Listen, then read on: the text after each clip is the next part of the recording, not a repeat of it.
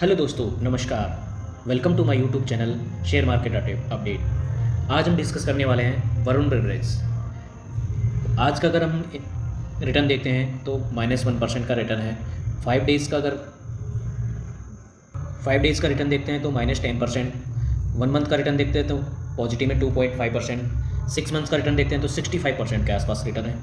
1 year मतलब जनवरी से लेकर आज तक अगर हम 28 सितंबर तक रिजल्ट देखते हैं तो 75% का इसने रिटर्न दिया है। 5 ईयर्स का अगर हम रिटर्न देखते हैं तो 5.79% का रिटर्न दिया है। लगभग पैसा बोल सकते हैं हमने इसने 5 गुना पैसा कर दिया है। 2017 में कंपनी लिस्टेड हुई थी, उससे लेकर आज तक उसने इतना पैसा कर दिया है। तो अभी हम इसके बारे में और डिस्कस करते हैं कि ये कंपनी किस फील्ड में काम करती है और इसका बिजनेस प्रोफाइल है। वरुण बेवरेज का अगर हम अगर बिजनेस देखते हैं तो ये एफएमसीजी सेक्टर का स्टॉक है। ये फूड प्रोसेसिंग वगैरह में इसमें काम करता है। इसका जो मार्केट है वो इंडिया के अलावा नेपाल, श्रीलंका, यहाँ से इसको 80% इन तीनों देशों से पूरे देखा जाए रेवेन्यू का तो लगभग 80% इन तीनों कंट्रीज से ही आता है।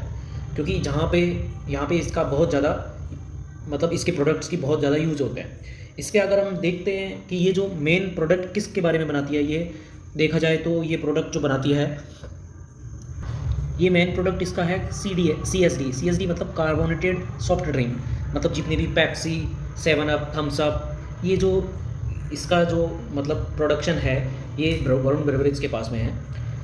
इनका जो रेवेन्यू है ये सीजनल पे भी थोड़ा डिपेंड करता है। मतलब ऐसा नहीं है कि प्योरली सीजनल पे डिपेंड है। मतलब अगर हम देखते हैं कि गर्मियों का जो सीज़न आता है उसमें बहुत ज़्यादा डिमांड होती है। Pepsi, Thums Up, Coca Cola, मतलब ऐसे सॉफ्ट ड्रिंक की बहुत ज़्यादा डिमांड होती है गर्मियों के सीज़न में। तो उस टाइम जो इसके लिए क्वार्टर होता है वो गर्मियों वाला जो क्वार्टर में इसकी रेवेन्यू का जो मतलब सेल्स का जो ग्रोथ होता है वो थोड़ा कंपेयर टू अदर क्वार्टर्स में देखा जाए तो थोड़ा ज़्यादा होता है। इसके मेन जो ब्रांड्स नेम है जो इसके मैन्युफैक्चर करती है ये है पेप्सी, 7 अप, माउंटेन ड्यू, मैरिंडा। ये इसके जो मेन जो प्रोडक्ट है ये है। ये इसका प्रोडक्ट थोड़ा इस कंपनी के ब्रीफ जान सकते हो। 90s के आसपास से कंपनी अभी इंडस्ट्री में है। Largest franchisee of PepsiCo in the world. जो पेप्सिको का जो लार्जेस्ट फ्रेंचाइजी है वो ये है। इसका मार्केट कैपिटलाइजेशन देखते हैं, ये एक तरीके का मिड कैप कंपनी इसको हम बोल सकते हैं। जो मिड कैप मतलब 1 लाख करोड़ से जिसका कम मार्केट कैपिटलाइजेशन होता है उसको दोस्तों हम मिड कैप में बोलते हैं। तो इसका जो मार्केट कैपिटलाइजेशन है 66,891 यानी कि 66,891 करोड़ मार्केट कैपिटलाइजेशन है। इसकी अगर हम करंट प्राइस देखते हैं तो आज की डेट में 1030 है।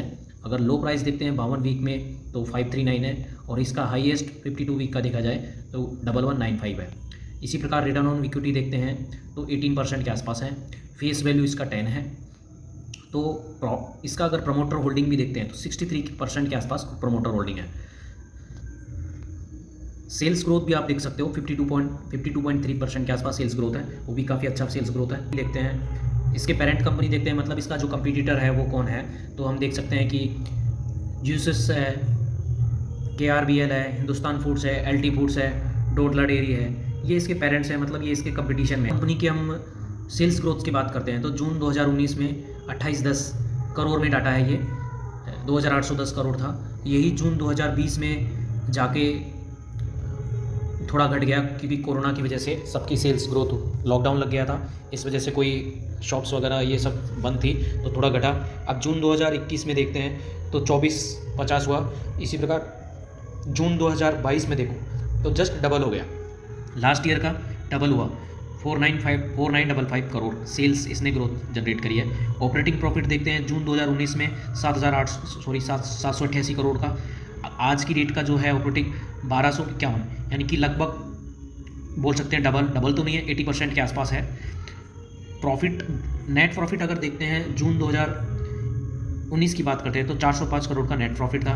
फिर आज डबल हो गया 802 करोड़ यानी कि जस्ट डबल का हो गया।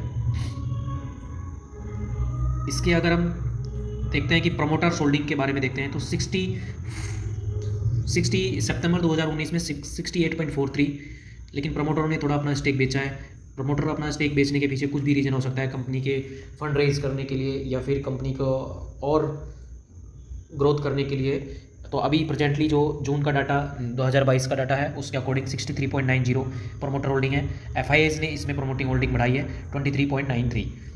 मार्च 2022 में अगर FIIs को अगर जून के क्वार्टर से कंपेयर करें तो 2% के आसपास इन्होंने अपना प्रमोटिंग होल्डिंग बढ़ाई है, 21 से 23 किया है। इसके अगेंस्ट में DIIs ने 7.21 से 5.31 किया है। पब्लिक होल्डिंग 6.87 से 6.86। पब्लिक होल्डिंग थोड़ा कम होती है क्योंकि थोड़ा लोगों को लगता है कि ये शेयर महंगा है, 1000, 2000, 1000 के आसपास चल रहा है। प्रमोटर पब्लिक होल्डिंग आपको ज़्यादातर आप जब फ्रेंड्स ऑब्जर्व करना, जो अंडर 100 होता है उसमें पब्लिक होल्डिंग बहुत ज़्यादा होती है।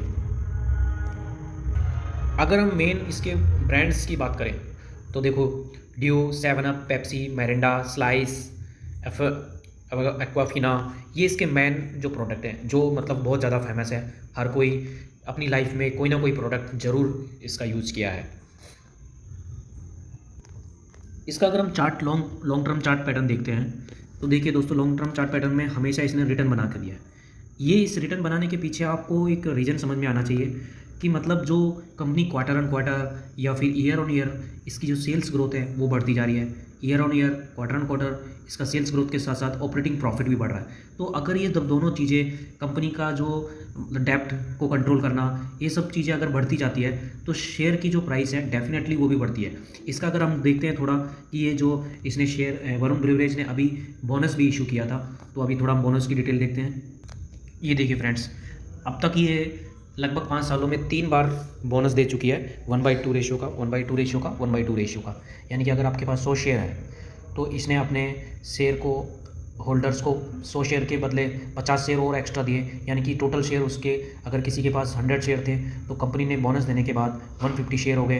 तो इस प्रकार अगर सपोज आपके 2019 में 100 शेयर थे तो आपके पास बोनस करने के बाद 150 हो गए, फिर 150 का फिर उन्होंने किया। तो ऐसे ऐसे करते करते अगर आप लॉन्ग टर्म में रखते हैं काफ़ी जो बड़ी कंपनियां हैं तो आपको फ़ायदा मिलता है।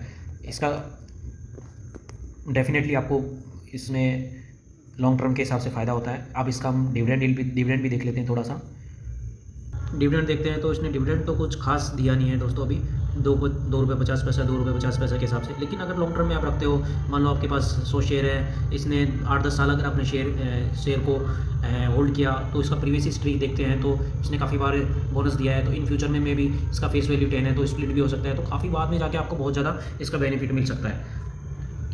तो फाइनली दोस्तों मैं ये कहूँगा कि काफ़ी कम, देखो इसका जो शेयर मतलब इसका जो ग्राफ है वो भले ही इसमें गिरा हो, अप एंड डाउन हुआ, अप एंड डाउन हो, लेकिन धीरे धीरे करके हमेशा बढ़ता ही जा रहा है। तो हम कह सकते हैं कि कंपनी का जो ग्रोथ है वो भी फ्यूचर में भी बढ़ता ही जा रहा है। गर्मियों में इसका जो सीज़न होता है उस टाइम इसका ग्रोथ बहुत ज़्यादा हो जाता है, क्योंकि हर कोई पेप्सी, 7 अप, तो ये वक्त थोड़ा सीजनली थोड़ा बढ़ जाता है। आजकल तो वैसे एक फैशन टाइप का हो गया है, कभी भी लोग सॉफ्ट ड्रिंक वगैरह यूज़ करके पी लेते हैं।